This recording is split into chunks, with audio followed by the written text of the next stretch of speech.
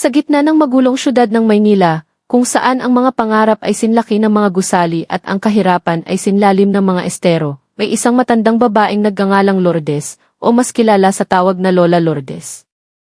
Nag-iisa na lamang siya sa buhay, nakatira sa isang maliit na barong-barong na nakatago sa likod ng mga bundok ng basura at masukal na damuhan sa isang gilid ng tondo.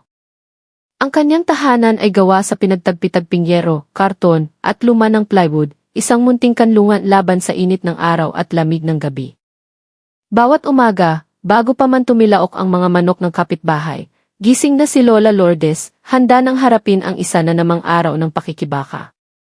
Dala ang kanyang luma at butas-butas ng sako, lalakarin niya ang makikitid at maalikabok na eskinita ng kanilang lugar.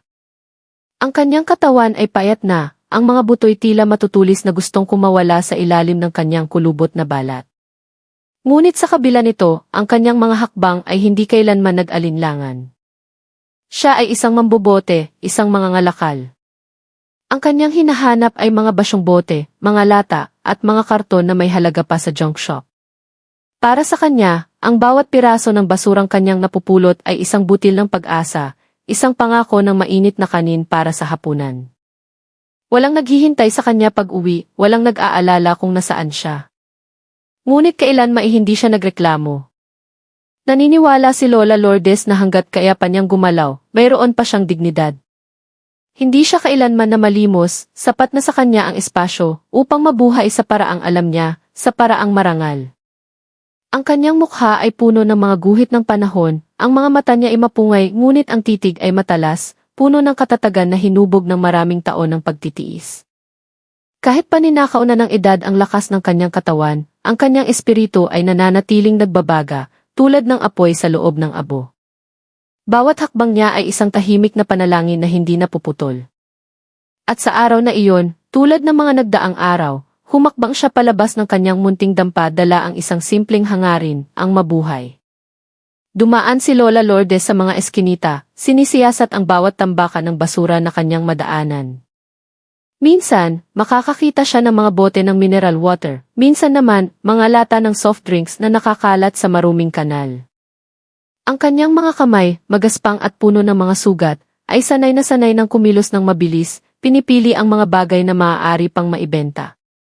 Ang araw ay unti-unting tumataas, ang init nito ay tumatago sa kanyang balat na nasunog na ng libu-libong umaga. Wala siyang suot na sombrero, isang manipis na bimpong nakatali sa ulo ang nagsisilbing proteksyon niya laban sa alikabok at init. Ang sako sa kanyang likuran ay dahan-dahang lumolobo, napupuno ng mga bunga ng kanyang pagsisikap mula pa madaling araw. Walang bumabati sa kanya ng magandang umaga. Walang nag-aalok ng isang basong tubig. Ngunit hindi niya kailanman naramdaman na siya'y nag-iisa. Para sa kanya, ang katahimikan ay isang tapat na kaibigan. Alam niya na sa abalang syudad na ito, ang mga tao ay abala sa paghahabol ng pera, kapangyarihan at katanyagan. Ngunit siya, ang hinahabol lamang niya ay isang subong kanin. Bawat boteng kanyang natitipon ay isang patunay na kaya pa niyang tumayo sa sarili niyang mga paa, kahit patila kinalimutan na siya ng mundo. Sa araw na iyon, ang panahon ay maalinsangan, ang kalsada ay puno ng tao, ngunit si Lola Lourdes ay patuloy na naglakad ng mahinahon, matyaga, at hindi nagmamadali. Hindi pa niya alam na ang kanyang mga hakbang ay malapit nang magdala sa kanya sa isang pagsubok na higit na mas mabigat kaysa sa init at gutom. Pabiling na ang araw, ang sikat nito'y tila mga punyal na tumutusok sa sementadong kalsada na nag-uumapaw sa init. Patuloy sa paglalakad si Lola Lourdes. Ang sako sa kanyang likuran ay mas mabigat na ngayon, kumikiskis sa kanyang manipis na buto sa balikat. Hindi niya pinapansin ang ingay sa paligid, ang busina ng mga jeepney, ang sigawan ng mga tindero sa bangketa, ang ugong ng mga motor. Ang lahat ng iyon ay tila isang malayong tunog na hindi na kailangang pakinggan. Ang kanyang focus ay nasa daan pa uwi at sa mga boteng matagumpay niyang nakolekta. Pawis ay dahan-dahang dumadaloy sa kanyang sentido, ngunit hindi niya ito pinupunasan. Sanay na siya sa pagod, sanay sa uhaw, sanay sa isang mundong walang pakialam. Ang kanyang mga hakbang ay mabagal ngunit matatag, na para bang ang lupa mismo ang nagbibigay sa kanya ng lakas upang magpatuloy. Sa gilid ng kalsada, ilang mga residente ang sumusulyap sa kanya sandali bago bumalik sa kani-kanilang mga gawain. Walang pumapansin, walang umingiti. Sanay na si Lola Lourdes doon. Isa lamang siyang anino sa paningin ng lungsod, isang matandang aninong gumagalaw sa pagitan ng mga tambak ng basura at ng mga taong abala, mga taong walang panahong magmalasakit. At mula sa di kalayuan, isang di pangkaraniwang kumpol ng tao ang natanaw niya sa isang malaking interseksyon. May mga patrol car, mga motor ng pulis, at isang grupo ng mga taong nakauniporme na nakatayo ng may otoridad. Nakilala ni Lola Lourdes ang mga senyales na iyon, isang checkpoint. Nakita na niya ito dati. Ang mga motorista ay pinapara, ang mga papeles ay hinihingi at minsan, may mga sinisigawan ng walang malinaw na dahilan. Ngunit hindi siya lumiko ng daan. Ang kalsadang iyon ay hindi pag-aari ng mga pulis, ito ay para sa lahat. Hindi niya naramdaman na siya ay nakakagambala. Wala siyang dalang armas, hindi siya gumagawa ng gulo. Isa lamang siyang matandang babae na may sako ng basura, marahang naglalakad sa katanghalian. Dala ng hangin ang malalakas na sigaw mula sa direksyon ng checkpoint, ngunit si Lola Lourdes ay nagpatuloy sa paglalakad ng diretsyo. Wala siyang intensyong lumaban, wala siyang pagnanasang makipagtalo. Nais lamang niyang umuwi. Subalit, sa likod ng kanyang kahinahunan, may isang bagay na nagsisimulang kumulo. Ang mundong matagal na niyang pinapanood na puno ng kawalang katarungan ay malapit ng piliting magsalita, at si Lola Lourdes, nang hindi niya namamalayan, ang magiging sentro ng paparating na unos. Ang checkpoint na iyon ay pinamumunuan ng isang grupo ng mga pulis na may asal na magaspang at arogante.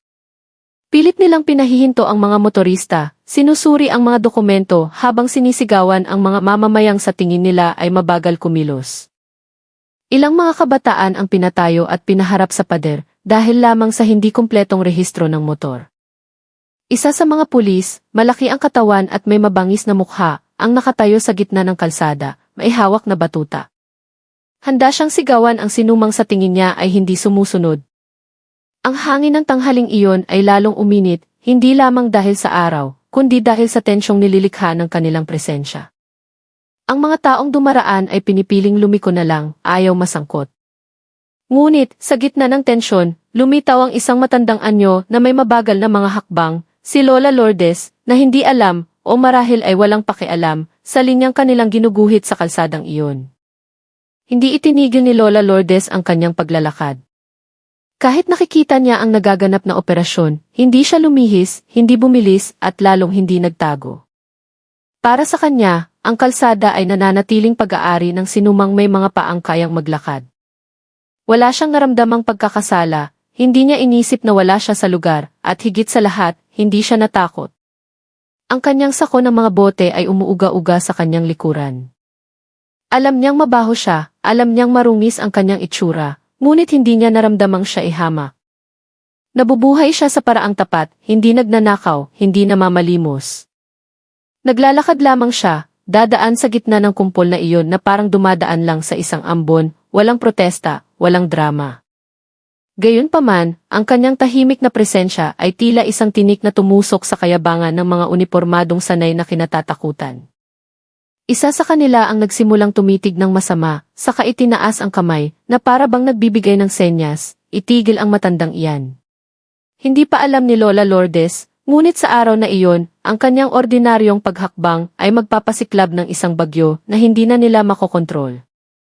Ang mainit na hangin ng tanghali ay marahang umiihip, dala ang pinaghalong amoy ng usok ng sasakyan, pawis, at mga tira-tirang pagkain mula sa basurahang katatapos lang halungkatin ni Lola Lourdes. Ang amoy na iyon ay kumapit ng mahigpit sa kanyang katawan, sa kanyang luma at punit-punit na damit, sa kanyang sakong puno ng mga basyong bote, maging sa kanyang buhok na nakatali lang sa likod. Para sa marami, ang amoy na iyon ay kasuklam-suklam, ngunit para kay Lola Lourdes, iyon ang amoy ng pagsisikap, amoy ng tiyaga, amoy ng pag-asang nabubuhay pa. Hindi niya mapipili kung saan magmumula ang kanyang ikabubuhay. Ang alam lamang niya ay kailangang makolekta ang mga bote bago magsara ang junk shop. Naglakad siya, tinatapakan ang mga sanaw at alikabok sa kalsada, walang pakialam sa mga nandidiring tingin na paminsan-minsan ay ipinupukol sa kanya. Para sa kanya, matagal nang huminto ang mundo sa paghusga batay sa panlabas na anyo. Ngunit sa araw na ito, ang amoy na iyon ang magiging mitsa ng galit ng isang taong hindi sanay na nagugulo ng presensya ng isang maliit na tao. Mula sa gitna ng checkpoint, isang pulis ang biglang lumingon. Nahagip ng kanyang mga mata ang figura ni Lola Lourdes na mahinahong naglalakad sa gitna ng kalsada, sa mismong linyang itinuturing nilang isteril para sa operasyon. Agad na kumunot ang kanyang noo. Humakbang siya pasulong at sumigaw sa isang magaspang at aroganting boses. Hoy! Tumigil ka! Lola, bulag ka ba? Hindi mo ba nakikita may operasyon dito? Ang kanyang boses ay matinis, nanginginig sa mainit na hangin. Tinitigan niya si Lola Lourdes na para bang siya ay isang istorbo na hindi dapat naroroon, isang naglalakad na basura na naglakas loob na dumhan ang kanyang teritoryo. Dahan-dahang huminto si Lola Lourdes. Hindi dahil sa takot, kundi dahil sa paggalang. Lumingon siya, ang kanyang mapungay na mga mata ay tumitig pabalik ng walang bahid ng puot. Pagkamangha lamang. Bago pa man siya makapagsalita, ipinagpatuloy na ng pulis ang kanyang paninigaw. Nakakagambala ka sa operasyon, amoy basura ka. Umalis ka na rito, bilis. Ngunit hindi nagmamadaling umalis si Lola Lourdes. Nanatili lamang siyang nakatayo, na para bang tinitimbang kung ang mundong ito ay karapat-dapat pa bang igalang, o kung panahon na para magsalita ang katotohanan. Ang pulis na iyon ay tumayo ng tuwid, dibdib ay nakausli. Ang kanyang tsapa sa uniforme ay kumikinang sa sikat ng araw. Ang kanyang mga mata ay nanliit sa inis na hindi katumbas ng isang matandang babae na naglalakad lamang. Itinuro niya si Lola Lourdes na para bang ito ay isang malaking banta sa kaayusan. Iniistorbo mo ang operasyon namin, sigaw niya ulit, mas malakas ngayon, na tila nais ipagmalaki ang kanyang kapangyarihan sa harap ng kanyang mga kasamahan at ng mga taong nanonood. Ang amoy mula sa sako ni Lola Lourdes ay masangsang ngunit hindi iyon sapat na dahilan upang yurakan ang dignidad ng isang tao. Wala siyang pakialam na ang nasa harap niya ay isang lola na marahil ay mas matanda pa sa kanyang sariling ama. Para sa kanya, ang kapangyarihan ay isang sandata, at si Lola Lourdes ay isang madaling target para ipakita kung sino ang naghahari sa kalsadang iyon.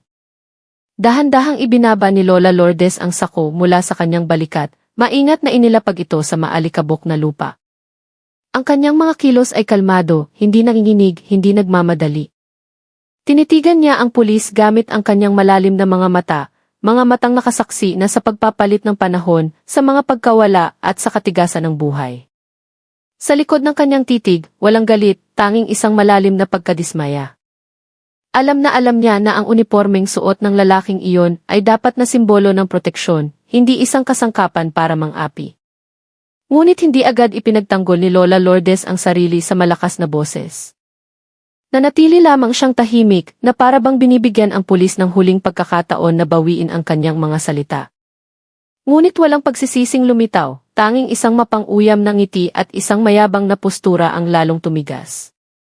At sa sandaling iyon, nagpasya si Lola Lourdes. Kung hindi pakikinggan ang katotohanan, kung gayon, tatayo siya bilang patunay na ang maliliit na tao ay may boses, kahit sa pamamagitan lamang ng katahimikang puno ng dignidad. Sa isang mahinahon ngunit matatag na boses, sa wakas ay sumagot si Lola Lourdes. Mabaho nga ako, iho, sabi niya, ang kanyang mga mata ay hindi kumukurap. Araw-araw akong naghahanap ng mga bote sa basurahan. Pero hindi ako kailanman ng insulto ng ibang tao. Hindi ako naging mayabang, hindi ko itinuring ang sarili ko na mas mataas kaysa sa iba. Ang kanyang pagsasalita ay parang tubig na payapa, hindi umaalingaw ngunit tumatagos hanggang sa kaibuturan. Kayo itong mga alagad ng batas, dapat ay nagpoprotekta, hindi nang insulto sa mga maliliit na taong tulad ko. Ang kanyang mga salita ay simple, walang retorika, walang sumasabog na galit. Ngunit sa likod ng mga salitang iyon ay mayroong isang pangaral na tumutusok sa konsensya. Isang pangaral mula sa isang taong walang-wala, ngunit mahigpit pa rin kumakapit sa pagiging tao. Ilang mga residente na nakarinig ay nagsimulang magtinginan. Mayroong marahang tumango, mayroong nagpigil ng hininga. Ang pulis ay natigilan sandali na para bang hindi niya inaasahan na ang matandang nasa harap niya ay maglalakas loob na magsalita ng ganoon. Namula ang kanyang mukha, hindi dahil sa hiya, kundi dahil sa kanyang amor propyo na nasugatan ng katotohanang nagmula sa bibig ng isang mambobote. Naramdaman niyang siya'y pinahiya, gayong siya mismo ang nanghahamak. Ang payo ni Lola Lourdes ay hindi lamang mga salita, ito ay isang salamin na nagpakita kung gaano na siya kalayo sa kanyang sinumpaang tungkulin bilang tagapagtanggol ng mamamayan. Subalit, sa halip na pagnilayan ito, ang tumubo sa kanyang puso ay isang nag-aalab na galit. Hindi siya sanay na tinatama, lalo na ng isang taong sa kanyang paningin ay isa lamang sa gabal sa daan. At doon nagsimulang tumubo ang binhi ng karahasan, hindi dahil si Lola Lourdes ay lumaban, kundi dahil ang kanyang katotohanan ay masyadong totoo para matanggap ng isang pusong nabulag na ng kayabangan. Walang anumang babala, iwinasiwas ng pulis ang kanyang paa ng buong lakas. Ang kanyang mabigat na combat boots ay tumama sa sako ni Lola Lourdes na nakalapag sa lupa. Agad na napunit ang sako, at ang mga boteng plastik na kanyang inipon mula pa madaling araw ay nagsabog sa lahat ng direksyon, gumugulong sa mainit na aspalto. Ang tunog ng mga ito ay tila maliliit na panaghoy na hindi naririnig. Si Lola Lourdes ay natulak ng impact. Ang kanyang matandang katawan ay nawala ng balanse. Napaupo siya, saka dahan-dahang gumulong sa gilid ng kalsada. Dumikit ang alikabok sa kanyang mukha at sa kanyang marungis na damit. Ngunit hindi siya sumigaw, hindi umiyak. Tanging ang kanyang mga mata ang nakatingin sa mga bote, isa-isa. Mga boteng pinulot niya mula sa kanal, mula sa basurahan ng mga mayayamang bahay, mula sa mga tira ng pistang kinalimutan na ng iba. Bawat bote ay isang pagsisikap, isang hininga, isang pag-asa para sa hapunan mamaya. Dose-dosenang pares ng mata ang nakasaksi sa eksenang iyon mula sa malayo. Ang mga tsuper ng motor na huminto sa gilid ng daan. Ang mga nanay na inilalayo ang kanilang mga anak. Ang mga tindero sa bangketa na nagpigil ng hininga. Lahat ay nanatiling tahimik sa kanilang kawalang magawa. Walang kumilos, walang nagsalita. Alam nilang ang paglaban sa otoridad ay nangangahulugang paghahanap ng gulo, at ang gulo ay isang luho na hindi nila kayang abutin. Sa gitna ng katahimikang iyon, dahan-dahang ibinangon ni Lola Lourdes ang kanyang katawan. Nanginginig ang kanyang mga kamay, hindi dahil sa takot, kundi dahil sa pagod at sa sakit na nagsisimulang gumapang. Ngunit, ang kanyang mga mata ay nanatiling kalmado. Tinitigan niya ang pulis hindi nang may paghihiganti, kundi nang may katahimikang mas matalas pa sa anumang espada. At sa likod ng kanyang pananahimik, ang mundo ay tila huminto sandali, naghihintay kung ano ang isisilang mula sa pagkawasak na katatapos lang ikalat sa gitna ng tirik na araw. Tinitigan ni Lola Lourdes ang mga boteng nagkalat sa kalsada, ang kanyang dibdib ay marahang nanginginig. Hindi siya umiyak, ngunit ang kanyang paos na boses ay tumusok sa mainit na hangin. Sobra na kayo, sabi niya ng mahina, ngunit sapat na ang lakas para marinig ng mga nasa paligid niya. Pinaghirapan kong hanapin ang mga boteng iyan mula pa madaling araw, para lang sa isang subong kanin, para mabuhay bukas. Pero sinira ninyo ng ganoon na lang. Dahil lang mabaho ako, dahil lang mahirap ako. Ang kanyang boses ay hindi nanginginig sa takot, kundi sa isang malalim na pighati.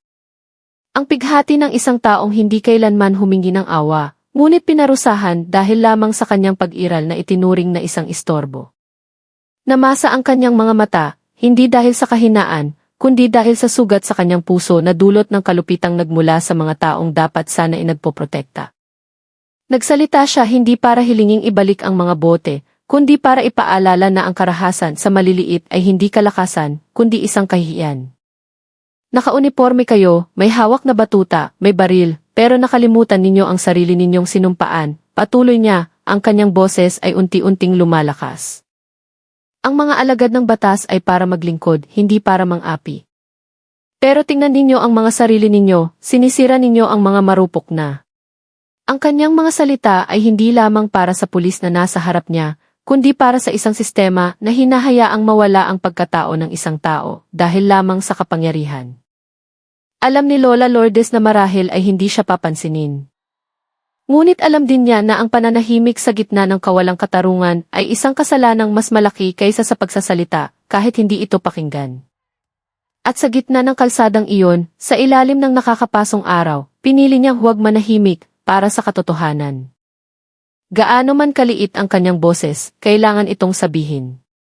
Sa halip na maantig o mahiya, ang mga pulis ay humalakhak ng malakas at mapang-uyam. Nagtinginan sila sa isa't isa, saka nagtawanan ng todo, na para bang nasaksihan nila ang pinakanakakatawang biro sa buong araw. Isa sa kanila ay tinapik pa ang likod ng kanyang kasama, habang nagsasabing, "Tingnan mo to, si Lola kung magsalita parang mayor." Ang kanilang tawanan ay umalinggaw sa kalsada, sumasugat sa tainga ng mga mamamayang nanonood. Para sa kanila, ang pagdurusa ni Lola Lourdes ay hindi isang trahedya, kundi isang palabas. Hindi nila nakikita ang tao sa harap nila, tanging isang marungis na anyo na karapat-dapat pagtawanan. Ang napunit na sako, ang mga nagkalat na bote, ang matandang katawan na bumagsak, lahat ng iyon ay itinuring nilang murang aliwan na maaari nilang paglibangan sa gitna ng kanilang nakakainip na tungkulin.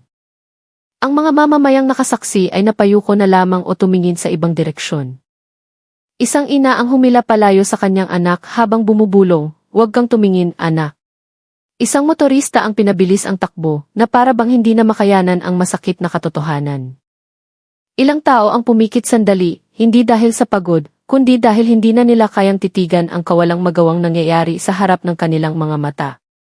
Walang naglakas loob na magsalita, walang naglakas loob na humakbang pasulong. Ang takot ay nagpayelo sa kanilang mga puso. Takot sa karahasan, takot sa ganti, takot na mawala ang marupok na kapayapaan ng kanilang buhay. Sa gitna ng tahimik na karamihan, si Lola Lourdes ay nakaupong mag-isa sa mainit na aspalto, napapaligiran ng mga nagkalat na bote at ng mga halakhak na tumutusok. Ang mundo ay tila nabingi na para bang pinili ng katarungan na takpan ang kanyang mga tainga, gayong doon siya pinakakailangan. Sa gitna ng nananahimik na karamihan, isang binata na nakasuot ng kupas na t-shirt ang biglang humakbang pasulong. Ang kanyang mukha ay tensyonado, ang mga kamay ay nakakuyom, ngunit ang mga mata ay puno ng determinasyon. Hindi na niya makayanan na makitang isang matanda ang hinahamak at sinisira ng walang dahilan. Sa isang boses na nanginginig ngunit malinaw, sinabi niya, "Tama na yan. Hayaan niyo na siyang umalis." Ang kanyang mga hakbang ay matatag, kahit na ang kanyang katawan ay nanginginig sa takot na pilit niyang itinatago. Alam niya ang panganib, ang paglaban sa otoridad ay nangangahulugang pag-imbita ng malaking gulo. Ngunit para sa kanya, ang pananahimik ay mas masahol pa kaysa sa anumang sugat. Sinubukan niyang iabot ang kanyang kamay upang tulungan si Lola Lourdes na tumayo. Ang kanyang mga mata ay hindi inaalis sa mukha ng matanda, na puno ng pagod ngunit nananatiling matatag. Ngunit bago pa man dumampi ang kanyang mga daliri sa balikat ni Lola Lourdes, 2 pulis ang agad na humarang sa kanya. Itinulak ng isa ang kanyang dibdib ng buong lakas hanggang sa ang binata ay umatras. "Huwag kang susubok na lumaban sa otoridad," sigaw ng isa sa kanila, ang boses ay puno ng pagbabanta. "Manahimik kayong lahat at sumunod sa amin." Opisyal na operasyon ito. Namula ang mga mata ng binata, hindi dahil sa sakit, kundi dahil sa galit na pinipigilan.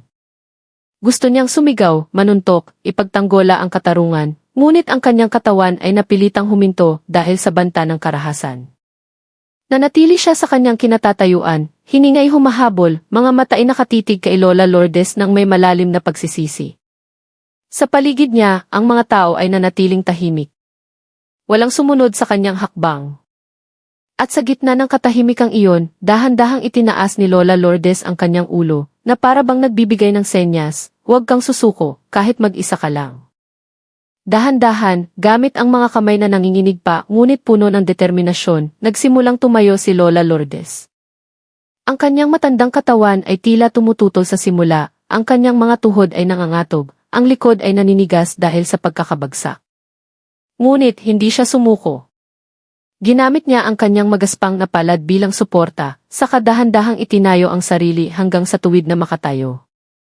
Hinihingal siya, ngunit ang kanyang mga mata ay nanatiling kalmado, puno ng katatagang hindi madaling sirain.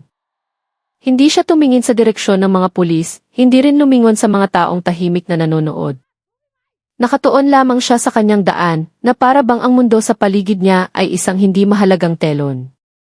Sa mabagal ngunit matatag na mga hakbang, nagsimula siyang maglakad palayo. Ang kanyang likod ay medyo nakayuko, ngunit ang kanyang ulo ay hindi nakatungo. Subalit, bago pa man siya makalayo ng ilang hakbang, isang malakas na sipa ang lumapag sa kanyang likuran. Ang pinakamayabang na pulis, ang pinakamalupit mula pa kanina, ay hindi nakatiis na makitang si Lola Lourdes ay naglakas loob na umalis nang hindi nagpapaalam. Ang kanyang sipa ay puno ng intensyong manghamak, na para bang gusto niyang ipaalala na sa kalsadang iyon, sila lamang ang may karapatang magpasya kung sino ang maaaring tumayo at kung sino ang dapat bumagsak. Ang katawan ni Lola Lourdes ay tumilapon pasulong, saka bumagsak sa matigas na semento ng bangketa. Nagliparan ang alikabok, saka dahan-dahang lumapag sa paligid niya. Ang mga nanonood ay nagpigil ng hininga, inaasahan ang dugo, sigaw, o kahit man lang isang daing ng sakit. Ngunit ang nangyari ay katahimikan. Hindi sumigaw si Lola Lourdes, hindi umiyak at ni hindi mukhang nasasaktan. At doon, ang unang kababalaghan ay nagsimulang maramdaman. Ang kanyang marupok na katawan ay bumagsak na parang bato, ngunit walang iniwang sugat. Nakahandusay si Lola Lourdes sandali sa mainit na bangketa, ang kanyang katawan ay hindi gumagalaw na parang isang estatwa. Walang dugong dumaloy mula sa kanyang tuyot na balat, walang pasa na makikita, at walang daing na lumabas mula sa kanyang maputlang mga labi. Ang mga mamamayang nakasaksi ay nagpalitan ng tingin ng may pagtataka. Ang ganoong kalakas na pagbagsak, lalo na mula sa isang brutal na sipa, ay dapat magpadaing sa sinuman o baka pa nga ay magpahimatay. Ngunit ang matandang babae ay nanatiling tahimik na para bang ang kanyang katawan ay hindi nakakakilala ng sakit. Isa sa mga motorista na nakahinto sa gilid ng kalsada ay bumulong ng mahina. Kakaiba. Bakit hindi siya nasugatan? Ang bulong na iyon ay kumalat na parang hangin, umabot sa tainga ng bawat manonood na nagsimula ng maging balisa. Ang mga pulis na kanina ay nagtatawanan ay nagtinginan na ngayon ng may pagkalito. Kumunot ang noo ng isa sa kanila at sinabi sa katabi, dapat dumugo siya o sumigaw, di ba? Anong nangyayari? Ang kanyang boses ay wala ng kumpiyansa, puno na ng pag-aalinlangan. Sanay silang makita ang kanilang mga biktima na sumisigaw, umiiyak o nagmamakaawa. Ngunit hindi ibinigay ni Lola Lourdes ang kasiyahang iyon. Ang kanyang katahimikan ang siyang nagpabalisa sa kanila, na para bang may isang bagay na hindi nila makontrol, isang bagay na mas malakas pa sa kanilang batuta o uniforme. At nang dahan-dahang nagsimulang tumayo muli si Lola Lourdes, nang walang tulong mula kaninuman, ang mga tao ay nagsimulang bumulong ng mas malakas. Sa kamarahang nagsigawan na para bang nakasaksi ng isang himala sa gitna ng isang syudad na puno ng inhustisya. Maliit na sigawan ang nagsimulang marinig mula sa karamihan. Yung Lola! Yung Lola, hindi dumudugo, sigaw ng isang bata mula sa likod ng kanyang ina. Ang boses na iyon ay umalingaw-ngaw, saka sinundan ng isang malakas na sigaw mula sa isang matandang lalaki sa gilid ng kalsada. Diyos ko, sigaw niya, na sinundan ng iba pang mga boses na unti-unting sumasabay. Ang mga mamamayang kanina ay tahimik at takot ay nagsimula ng maglakas loob na tumitig, ang kanilang mga mata ay puno ng pagkamangha. Nasaksihan nila si Lola Lourdes na muling tumayo ng tuwid, hindi umuuga, hindi nabalian, na para bang ang kanyang marupok na katawan ay binalot ng isang hindi nakikitang lakas. Hindi lakas ng kalamnan, hindi lakas ng sandata, kundi lakas ng katotohanang hindi kayang wasakin ng karahasan. Ang mainit na hangin ng tanghali ay tila huminto sandali, na para bang maging ang langit ay nagpigil ng hininga upang saksihan ang himalang iyon. Isa sa mga pulis, ang pinaka-agresibo mula pa kanina, ay hindi makapaniwala sa kanyang nakikita. Humakbang siya pasulong at iwinasiwas ang kanyang batuta sa likod ni Lola Lourdes ng buong lakas. Kung hindi ka nasusugatan, ibig sabihin matibay ka, ha? Subukan nga natin, sigaw niya habang humahampas. Ngunit nang tumama ang batuta sa katawan ni Lola Lourdes, hindi malambot na laman ang kanyang naramdaman, kundi tila isang matigas na bato. Agad na nanakit ang kanyang kamay at ang batuta ay tumalsik sa gilid ng kalsada. Napasigaw siya sa sakit, ang kanyang mukha ay namutla. Bago pa man siya makabawi, ang kanyang mga kasamahan, dala ng pagkausisa at kayabangan, ay sumubok ding manuntok, manipa at manulak. Ngunit pareho lang ang resulta. Walang sugat sa katawan ng Lola. Sila mismo ang napapadaing, napapaluhod, o napapahawak sa kanilang mga pulsuhan na tila nabalian. Ang pagiging hindi tinatablan ay hindi mahika, ngunit ito'y totoo sa mata ng lahat. At sa unang pagkakataon, ang mga pulis na iyon ay nakaramdam ng takot, hindi dahil sa banta, kundi dahil sa isang katotohanang hindi nila kayang talunin. Isa-isang bumagsak ang mga pulis. Hindi dahil sinaktan sila, kundi dahil ang kanilang sariling lakas ay bumabalik upang sila isaktan. Ang sumuntok ay naramdamang tila nadurog ang buto sa kanyang mga daliri. Ang sumipa ay nakaramdam ng matinding pulikat. Ang tumulak ay natumba na parabang tinulak pabalik ng isang hindi nakikitang puwersa. Napapangiwi sila, napapadaing, nagtitinginan ng may mga mukhang puno ng pagkasindak. Ang mayabang na tawanan na kanina ay umalinggaw-ngaw ay napalitan na ngayon ng mga ungol ng takot. Wala nang naglakas loob na sumugod, wala nang naglakas loob na magsalita. Sila, nakaraniwang naghahari sa kalsada sa pamamagitan ng pananakot, ay mukha ng maliliit, marurupok, at tuliro sa harap ng isang matandang babaeng hindi nagsasalita. Tanging si Lola Lourdes ang nananatiling nakatayo, tahimik, kalmado, na para bang walang nangyari. Isa na lang ang nakatayo sa kanila, ang pinakamalaki ang katawan, ang pinuno ng operasyon. Ang kanyang mukha ay putlang-putla, malamig na pawis ang dumadaloy sa kanyang sentido. Tinitigan niya si Lola Lourdes ng mga matang nagsisimula ng mawalan ng kayabangan. Ang kanyang mga kasamahan ay nakahandu sa isalupa, dumadaing sa sakit, habang ang mga tao ay nagsisimula ng sumigaw dala ng lumalaking paghanga. Alam niyang wala ng silbi ang pisikal na karahasan, ngunit ang kanyang kayabangan ay hindi pa tuluyang namamatay. Sa kanyang desperasyon, hinawakan niya ng mahigpit ang puluhan ng kanyang baril. Ang kanyang tingin ay matalim, puno ng pag-aalinlangan, ngunit may pagkadesperado. Hindi siya lubos na naniniwala sa kababalaghang ito. Marahil ay isang daya lamang, isang swerte. At sa kanyang madilim na isipan, iisa na lang ang natitirang paraan para patunayan kung sino talaga ang may kapangyarihan sa kalsadang iyon. Isang bala. Huminga siya ng malalim, saka dahan-dahang itinaas ang kanyang baril, itinutok ito diretso sa binti ni Lola Lourdes. Gamit ang kamay na medyo nanginginig, ngunit pinilit na pinakalma, kinalabit ng pulis ang gatilyo. Ang putok ng baril ay bumasag sa katahimikan ng tanghali, yumanig sa dibdib ng mga manonood na agad sumigaw at yumuko. Mabilis na lumipad ang bala, tumama diretso sa binti ni Lola Lourdes. Isang manipis na usok ang lumabas mula sa dulo ng baril, at sa loob ng ilang segundo, lahat ay nagpigil ng hininga, naghihintay sa dugo, sa sigaw, o sa pagbagsak ng matanda. Ngunit ang nangyari ay isang mas malalim na katahimikan. Si Lola Lourdes ay nanatiling nakatayo. Walang sugat, walang dugo. Maging ang kanyang ekspresyon ay hindi nagbago. Nakatingin lamang siya ng diretsyo, na para bang ang putok na iyon ay isang ihip lang ng hangin. Ang mga mamamayang nakasaksi ay sumabog sa sigawan na may halong pagkamangha at panalangin. Milagro, sigaw ng isang matandang lalaki habang itinaas ang kanyang mga kamay. Pinoprotektahan siya ng langit, sagot ng isa pa. Ilang tao ang nagsimulang magdasal. Ang kanilang mga boses ay umalinggaw-ngao sa pagitan ng mga gusali ng lungsod na karaniwang puno lang ng busina at ugong ng makina. Nasaksihan nila ang isang bagay na hindi maipaliwanag ng lohika ng mundo, ngunit napakalohikal sa lohika ng katarungan. Ang bala na dapat sana ay nakasugat ay naging patunay na ang katotohanan ay hindi matatalo ng karahasan. Ang pulis na may hawak ng baril ay nanginginig na ngayon ng todo. Ang kanyang mga mata ay nanlalaki, ang kanyang hininga ihabol. Tinitigan niya ang kanyang armas na parabang ito'y nagtaksil sa kanya.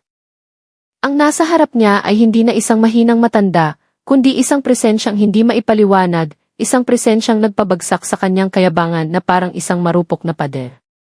At sa unang pagkakataon, naramdaman niyang siya ay maliit, hamak, at walang kapangyarihan sa harap ng katotohanang nakatayo ng tahimik.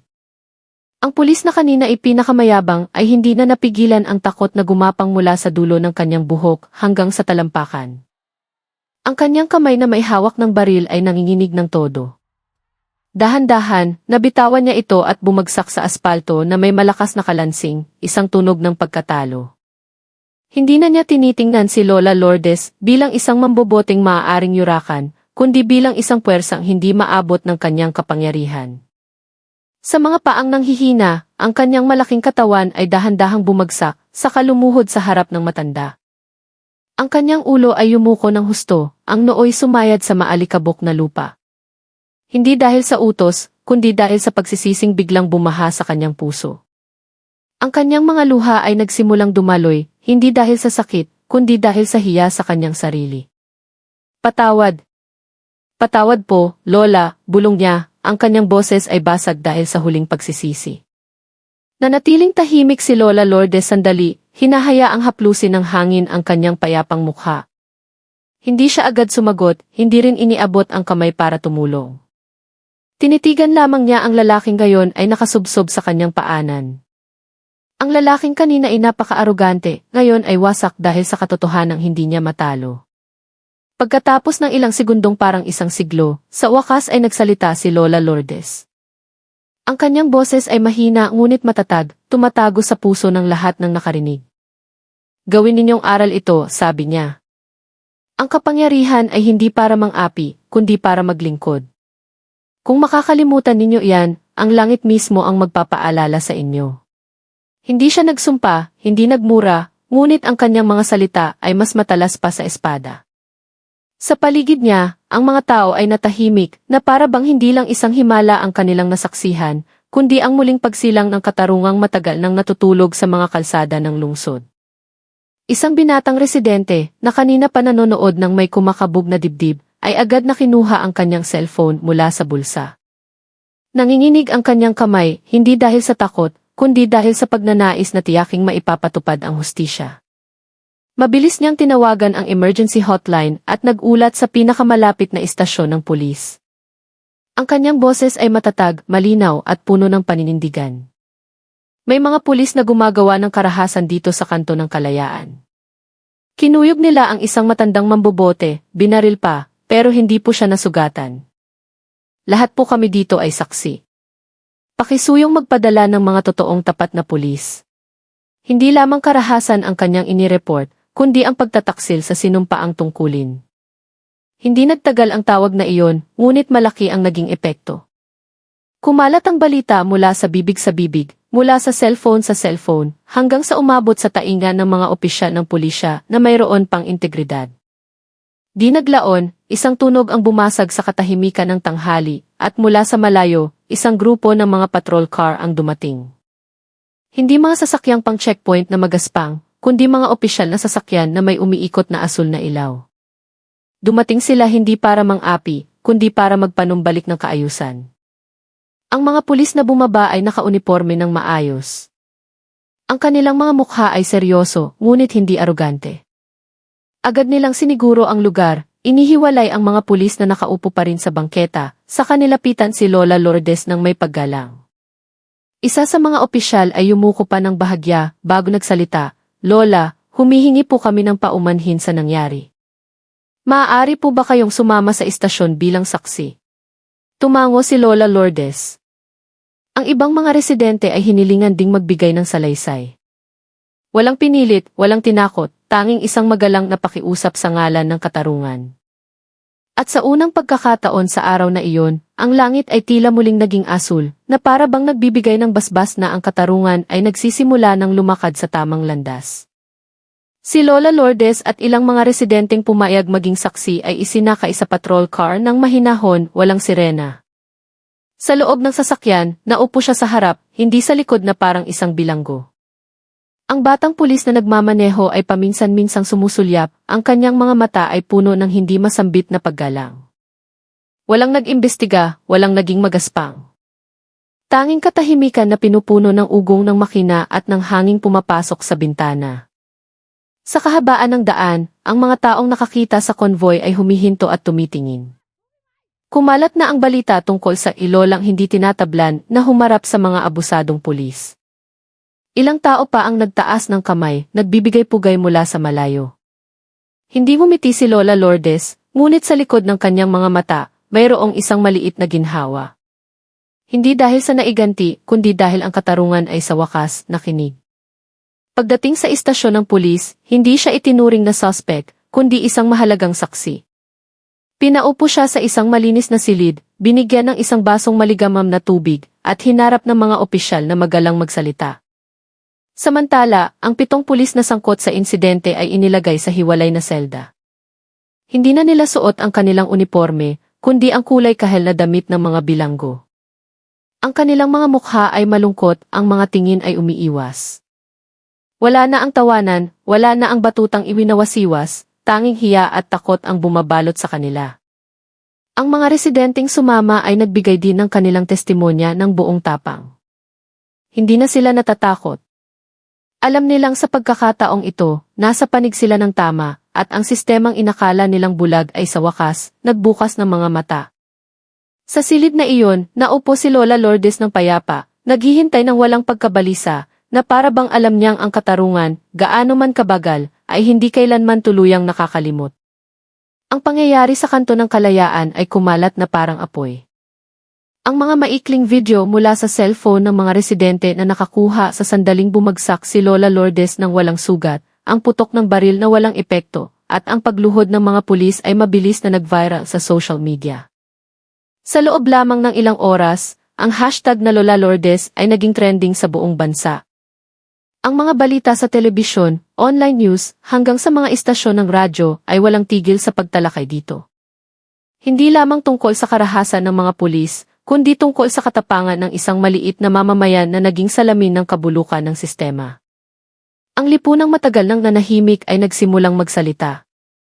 Maliit na mga protesta ang lumitaw sa harap ng mga himpilan ng pulisya. Ang panawagan para sa pagpapatalsik sa mga abusadong pulis at reforma sa institusyon ay umalinggaw mula sa iba't ibang lungsod. Si Lola Lourdes, na ang tanging hangad ay mangolekta ng bote, ay hindi sinasadyang naging simbolo ng mapayapang paglaban na yumanig sa pundasyon ng kayabangang nakauniporme. Mabilis na isinagawa ang paglilitis sa ilalim ng presyon ng publiko at mahigpit na pagbabantay mula sa mga independenteng ahensya at ng National Police Commission. Puno ang korte, mga mamamahayag, aktivista, ordinaryong mamamayan at maging mga lider ng simbahan ay dumalo. Dumating si Lola Lourdes ng walang abogado, dala lamang ang kanyang bimpong at ang sako ng bote na tinahinan niya ulit. Hindi siya gaanong nagsalita, sinasagot lamang ang mga tanong ng may katapatan at kahinahunan. Ang mga pulis, sa harap ng hukom, ay walang maikaila. Ang mga video, mga saksi, at ang sarili nilang pag-amin ay sapat na para sila'y mahatulan. Binasa ng hukom ang desisyon ng may matatag na boses. Ang 7 pulis ay hinatulan ng pagkabilanggo dahil sa karahasan, pang-aabuso sa kapangyarihan at pananakit. Sila rin ay tinanggal sa serbisyo ng walang anumang karangalan, walang benepisyo, walang seremonya, tanging isang itim na mansa sa kasaysayan ng kanilang propesyon. Sa tahimik na korte, matapos basahin ang hatol, ipinikit ni Lola Lourdes ang kanyang mga mata. Hindi tagumpay ang kanyang naramdaman, kundi isang ginhawa na ang katotohanan. Gaano man kaliit ang boses nito, ay kayang tumagos sa pader ng inhustisya. Ang parusang iginawad ay hindi lamang mga numero sa papel, ito'y naging isang matinding mensahe para sa sinumang nagsusuot ng uniforme na may intensyong mang-api. Dinala ang 7 pulis sa bilangguan, mga kamay ay nakaposas. Ang kanilang mga mukha ay nakayuko, malayo sa kayabangang ipinakita nila sa kalsada. Sa labas ng korte, ang mga tao ay marahang nagsigawan, hindi dahil masaya silang makita ang taong naparusahan, kundi dahil sa wakas, nagpakita ang katarungan. Marami ang napaluha, hindi sa lungkot, kundi sa galak na ang sistema pala ay maaari pang ayusin, basta't may isang maglalakas loob na tumayo. At sa gitna ng sigawang iyon, si Lola Lourdes ay marahang naglakad paalis, ang kanyang sako ay muling nakasabit sa kanyang balikat, na para bang ang araw na iyon ay isa lamang ordinaryong araw. Kinabukasan, bago pa man sumikat ang araw, bumalik si Lola Lourdes sa kalsada. Dumaan siya sa parehong eskinita, hinalungkat ang parehong mga basurahan, nang may parehong kahinahunan. Ngunit ngayon, hindi na siya tinitingnan ng mga tao nang may pandidiri o pagwawalang bahala. Isang tindera ang ngumiti sa kanya. Isang grupo ng mga bata ang bumati, "Magandang umaga po, Lola." Maging isang pulis trapiko ay tumango nang may paggalang nang makita siyang dumaan. Hindi nagbago si Lola Lourdes. Isa pa rin siyang matandang mambobote na nabubuhay mula sa mga basyong plastik. Ngunit ang mundo sa paligid niya ay nagbago ng bahagya. Hindi siya naghanap ng papuri, hindi humingi ng kapalit. Para sa kanya, sapat na ang katarungan ay naipatupad at ang maliliit na tao ay muling nakaramdam ng kaligtasan sa sarili nilang mga lansangan. At sa pagitan ng mga boteng kanyang nakolekta sa araw na iyon, mayroong isang bagay na higit na mahalaga, ang paniniwalang ang katotohanan, gaano man kaliit ang anyo nito, ay hindi kailanman tuluyang matatalo. Ang kwento ni Lola Lourdes ay isang paalala na ang katarungan ay hindi kailanman bulag, naghihintay lamang ito ng isang taong maglalakas loob na tumayo, kahit mag-isa. Ang tunay na lakas ay hindi nagmumula sa armas o uniforme, kundi sa isang pusong tapat, matatag, at hindi kailanman nanghahamak ng kapwa. Tratuhin ang sinuman ng may dignidad, dahil sa likod ng panlabas na kahirapan,